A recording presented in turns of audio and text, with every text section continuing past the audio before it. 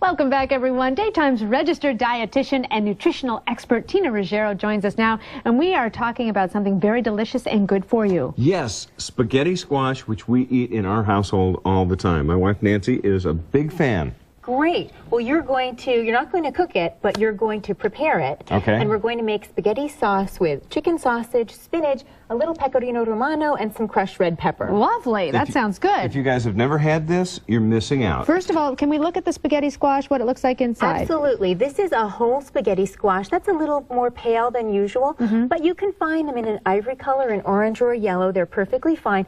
Get them from the store all uniform. Okay. A nice 4-pound squash like that will make about 4 cups. Is it easy to cut through? No, it's not, which is why Dave just took it from that pie plate. What I do is I microwave it whole for a minute or 2 to soften it. Oh. And then with a very, very sharp cleaver, cut it in half. I'm supposed to scrape this out, Now right? you start to clean that while I tell you about cooking it. So Yes. you take half of the squash that you've cut, put it upside down in a pie plate with about 1 inch of water, and then microwave it for about 10 minutes. And it will come out just like this. That's okay, easy. that's plenty. You don't have to scrape any more out. Just the seeds. Now with the fork, you just scrape down the sides. There you go. Be aggressive. We use this as a substitute for pasta, which I know Tina is totally against your roots. But if you're on a low-carb diet, or You know something, you don't need to be on a low-carb diet. You can. I have pasta every day. Well, look at you. I'll tell you, this is a great source of vitamin A, folate, potassium, and beta-carotene. So what you're going to do, keep scraping, because all the sides come out. So you can pretty much hollow that entire thing out. So spaghetti squash is almost flavorless. So you can do anything to it. It's sort of like a canvas to a painter.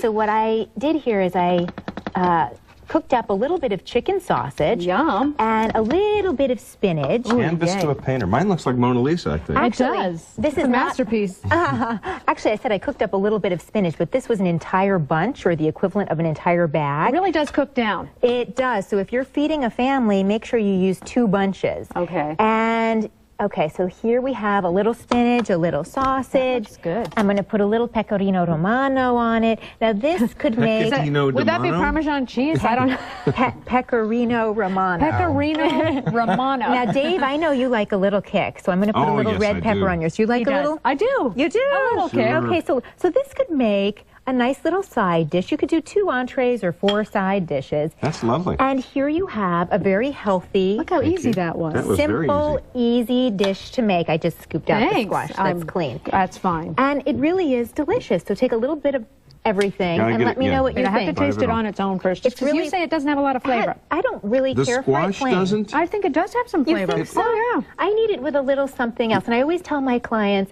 don't be afraid of something like this, because the potential is endless. You can add so many different things and almost have a completely different meal every time. We literally put spaghetti sauce right on top of the squash. You can do that. Get a low sodium variety if you're going to use the jarred kind. But really, you can do anything with this. Tina Ruggiero. Very good. Always great to see you. Perfect as usual. Buon appetito. Thank you so much. Be sure to pre-order Tina's new book. It's the best homemade baby food on the planet. That's at Amazon.com. Thanks again. We're going to enjoy this as we go to break. We'll be right back.